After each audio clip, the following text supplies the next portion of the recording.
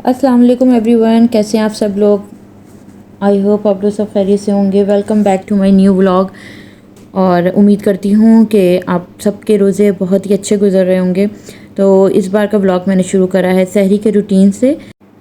As such कोई ख़ास सहरी नहीं होती, वही आम सा रूटीन है हमारा भी जो बाकी घरों में फ़ॉलो किया जाता है।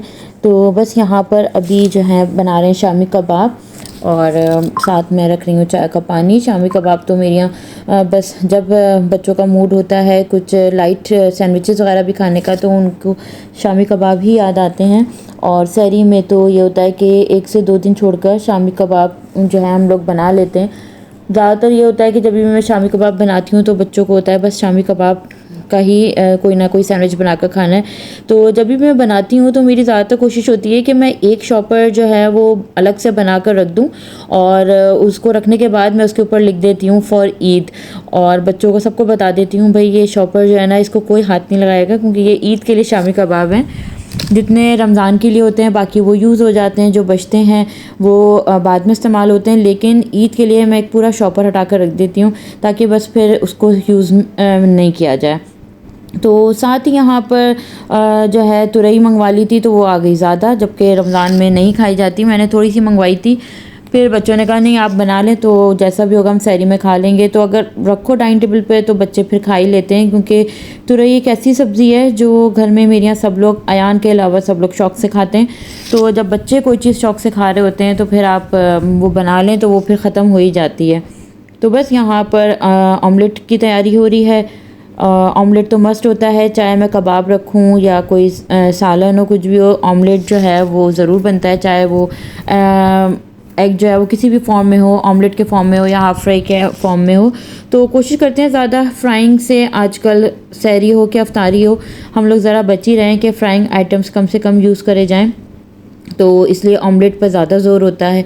और यहाँ पर जिस तरह मैं एग डाल रही थी सेपरेट कर कर एक एक बाउल में एक एक डाल कर वो डाल रही थी, तो यहाँ पर मुझे अम्मी की बात वो याद आती है क्योंकि जब हम लोग एक साथ एग सारे डाल देते हैं ना एक ही बाउल में तो अम्मी से डांट पड़ती थी कि भाई इस तरह अगर कोई एक भी एग ख़राब निकल आया तो बाकी जो सही एग हैं वो भी सारे आपको फेंकने पड़ेंगे। तो बेहतर है कि एक एक कर कर डालो, खुदा ना खास्ता अगर कोई ख़राब निकला तो वो फिर एक सिंगल एग ही फेंकेगा, आपके सारे एग नहीं फेंकेंगे।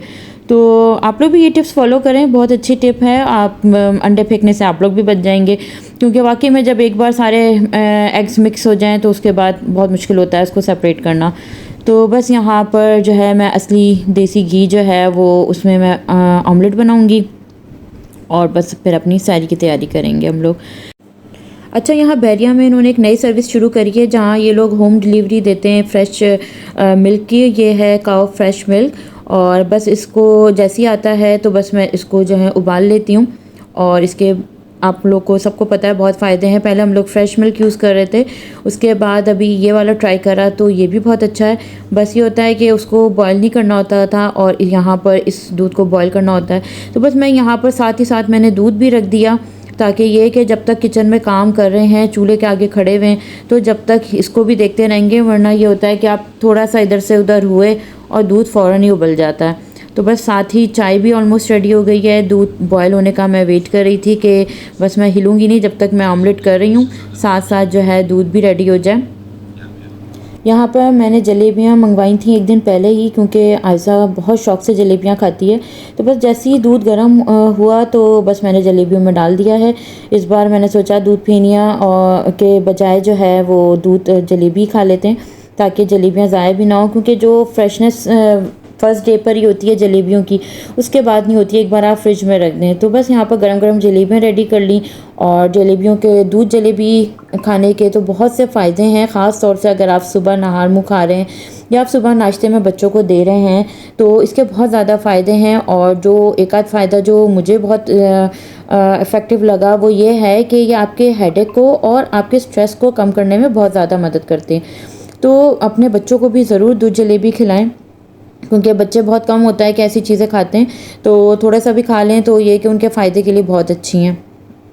यहाँ पर बस चाय भी रेडी हो गई है, अब चलते हैं टेबल की तरफ और हम जो है अपनी सहरी स्टार्ट करेंगे।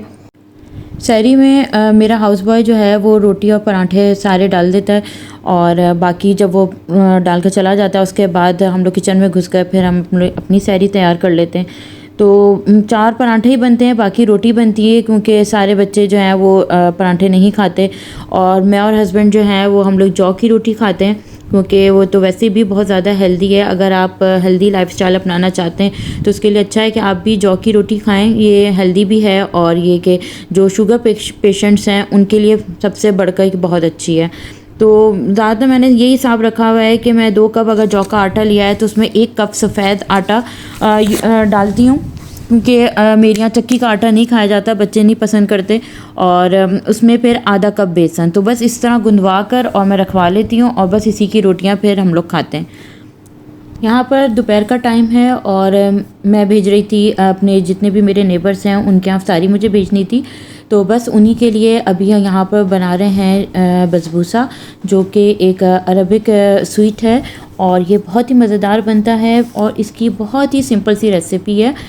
यहाँ पर सबसे पहले बाउल में जो है वो 1 कप सूजी डाली है, और अब यहाँ पर डल रहा है 1 कप दही।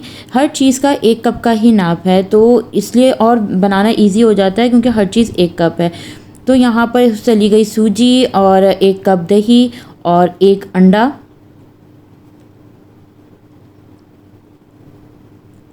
साथ में यहाँ पर जा रहा है सूखा दूध, वो भी 1 कप ही है। अच्छा, चीनी जो है उसका हिसाब ये है कि 1 कप चीनी है, लेकिन आपने आधी डालनी है या आधी से थोड़ी ज़्यादा डालनी है, और बाकी आपने थोड़ी बचा लेनी है ऊपर से शीरे के लिए, जो उस पर शीरा या कह लें आप या चाशनी कह लें, जो भी है वो डलेगा, तो वो इसी 1 कप में से आपने चीनी बचा लेनी है, अलग से आपने चीनी नहीं लेनी है। 2 टीस्पून जो है वो है बेकिंग पाउडर, तो आप उसको लेवल कर कर इस तरह लेवल कर कर आप 2 टीस्पून ले लीजिए। आपके पास अगर मेजरिंग कप्स नहीं है तो आप नॉर्मल जो टीस्पून होते हैं आप वो भी डाल सकते हैं, तो उसका कोई ऐसा मसला नहीं है। आराम से जो भी चीज़ आपके पास अवेलेबल हो आप वही यूज़ कर सकते हैं। अच्छा, बसबूसा बनाते हुए जो एक बहुत ज़रूरी चीज़ जो जिस चीज़ का आपको ख़्याल रखना है वो ये है कि अगर आप जो दही यूज़ कर रहे हैं वो बिल्कुल भी खट्टा नहीं हो। यहाँ पर 1 कप ऑयल भी मैंने ऐड कर दिया था, तो दही बिल्कुल भी खट्टा ना हो, क्योंकि खट्टा दही होगा तो फिर आपके उसमें जो आप बसबूसा बनाएंगे उसमें थोड़ा सा खटास आ जाएगी और टेस्ट जो है फिर डिफरेंट हो जाएगा, तो इसलिए सारी रेसिपी ख़राब हो जाएगी। अच्छा, इस बैटर में हाफ़ टी स्पून जो है वो वनीला एसेंस भी ऐड करना होगा। यहाँ पर आई थिंक वो वीडियो में मिस हो गया है, लेकिन आप ऐड कर लीजिएगा, उससे ये कि फ्लेवर और अच्छा हो जाएगा। तो ये एक स्मूथ मिक्सचर जो है इसका तैयार हो चुका है, और ओवन जो है वो ऑलरेडी प्रीहीट करने के लिए रख दिया था। इसको बस आप जो भी आपकी बेकिंग ट्रे है उसमें आप ऑयल से ग्रीस कर पैन को, और फिर उसमें आप डाल दें, और डालने के बाद 180 डिग्री पर 35 टू 40 मिनट्स तक जो है आप प्री हीट ओवन में इसको रख दें, और फिर इसको थोड़ा थोड़ा कर आप चेक करते रहें। तो बहुत ही सिंपल और इजी रेसिपी है, और मैं डिस्क्रिप्शन बॉक्स में जो है रेसिपी ऐड कर दूंगी ताकि आप वहाँ से भी देखकर इजीली बना सकें। जब तक बसबूसा ओवन में बेक हो रहा था तो यहाँ पर मैं जो चाशनी रेडी कर रही हूँ, इसमें मैं वही शुगर जो है यूज़ कर रही हूँ जो मैंने चाशनी के लिए थोड़ी सी बचाई थी। तो पानी आप आधा ग्लास पानी ले सकते हैं और उसमें इस तरह इसकी चाशनी बना लें। जब इसमें तार आ जाए तो बस चूल्हा बंद कर कर इसको थोड़ा सा आप नॉर्मल होने दें। बेक होने के बाद मैंने बसबूसे को थोड़ा सा ठंडा कर लिया था, और उसके बाद अब मैं यहाँ पर उसके पीसेस कर रही हूँ। यहाँ पर मैंने डायमंड पीसेस कर रही हूँ, आप चाहें तो स्क्वायर पीसेस भी कर सकते हैं, जैसे आप करना चाहें वैसे आप यूज़ कर सकते हैं। और इसके बाद मैंने आलमंड्स भी जो है वो थोड़े से गर्म पानी में जो है वो रख दिए थे ताकि उनके मैं छिलके उतार लूँ, और उसके बाद इसके ऊपर एक एक जो पीस मैंने डायमंड कट करा था उसके ऊपर मैंने रख दिए हैं। और यहाँ पर कोने कोने पर आपने डाल देना है शीरा, अच्छी तरह शीरा आपने डालना है ताकि कोई भी कोना खाली ना रह जाए। तो बस यहाँ पर वो नॉर्मल अफ्तारी है जो हमारे यहाँ रोज़ बनती है। तो बस यहाँ पर मैंने रेडी कर ली हैं सारी चीज़ें, क्योंकि नेबर के घर जो है मैं अफ्तारी आज दूँगी। बस इनकी वीडियो मैं नहीं बना सकी जब मैंने डिश आउट किया, लेकिन खैर इस टाइम बहुत कम था और मेरे लिए सबसे ज़्यादा ज़रूरी था कि मैं जो उनको अफ्तारी टाइम पर पहुँचा दूँ। तो बस यहीं तक की मेरी वीडियो बनी है, और बस क्योंकि दिन में टाइम नहीं मिला, किचन में ज़्यादातर टाइम गुजरा, तो बस आयज़ा को होमवर्क नहीं कराया हुआ था। तो जब मैं फ़ारिग हुई चाय वगैरह पीने के बाद, तो बस फिर मैंने आयज़ा को होमवर्क करवाना स्टार्ट करा, ताकि ये अपने होमवर्क से फ्री हो जाएं और फिर इनके सोने की तैयारी हो जाती है।